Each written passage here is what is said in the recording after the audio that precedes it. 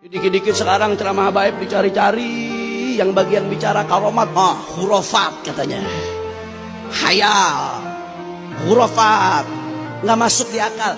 Ente Ahlussunnah wal Jamaah apa bukan? Saya bicara akidah. Kalau akidahnya Ahlussunnah wal Jamaah itu meyakini adanya karamah, ya ikhwan. Karamah itu bukan soal si orinya, bukan soal dianya, tapi siapa yang ngasih? Allah. Makanya karamah itu di Al-Quran diceritakan. Kalau mukjizat Nabi ya oke.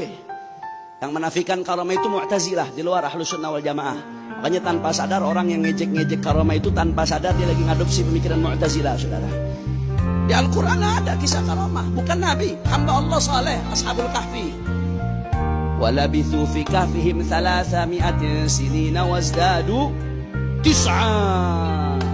Itu Ashabul Kahfi tidur di dalam goa. Jadi awalnya gara-gara mereka hamba-hamba Allah yang soleh, ada raja zalim saat itu. Raja zalim ini setiap yang beriman dibunuh sama raja. Akhirnya Ashabul Kahfi mereka kabur, lari sampai ke goa. Jumlah mereka yang paling kuat thaminuhum sab'atun thaminuhum kalbuhum. Kata Ibn Abbas, wala ya'lamu kata Ibn Abbas, aku termasuk yang tahu jumlah mereka. Ada 8 sama anjingnya, 7 orang, 8 sama anjingnya. Lari mereka ke goa. Begitu sampai ke goa dibikin tidur sama Allah Subhanahu wa taala. Berapa lama tidurnya? Sehari, 2 hari, 3 hari. 300 sinina wazdadu tis'a. Sebagian ahli tafsir menyebutkan 309 tahun seperti zahirnya ayat. Itu salah satu dalil karamah terjadi di Al-Qur'an, saudara. Kira-kira jelas apa kagak? Berarti yang bilang karamah khurafat itu ngopinya kurang jauh. Ziarah ke makam orang tua, terus tapi saya lupa makamnya di mana, saya kubur di mana saya lupa, saya cuma ingat tempat pemakaman umumnya. Waduh, ini anak durhaka. Makanya nih yang suka ngeharamin ziarah hati-hati tuh, yang suka bid'ah-bid'ahin ziarah nanti tahu-tahu makam orang tuanya di mana lu nggak tahu lagi, sampai nggak tahu ini anak. Kemudian akhirnya apa? Di mana tempat pemakaman umumnya? Di sono. Datang, ini pemakaman umum yang dimakamin ribuan orang ini. Datang sama Syekh Abdul Qadir Jalani. Itu dari pintu gerbang ada makam. Gum, bismillah, bangkit kamu dengan izin Allah. Itu mayat bangun. Tanya, ini bapak kamu bukan? Bukan, oh mati lagi. Gum, bismillah, bangkit, kamu ini bukan, mati lagi. Terus sampai satu pemakaman umum dihidupin. Habib Umar Al-Muhdar, beliau kalau berzikir kepada Allah Subhanahu wa taala 1 kali nafas bisa membaca subhanallah, bisa membaca Allah Akbar, bisa membaca ya Latif. 1 nafas 7.000 kali. Itu 1 nafas beliau. Bagaimana kalau 1 menit? Bagaimana kalau 1 jam? Zikirnya beliau 1 nafas 7.000 kali kepada Allah Subhanahu wa taala.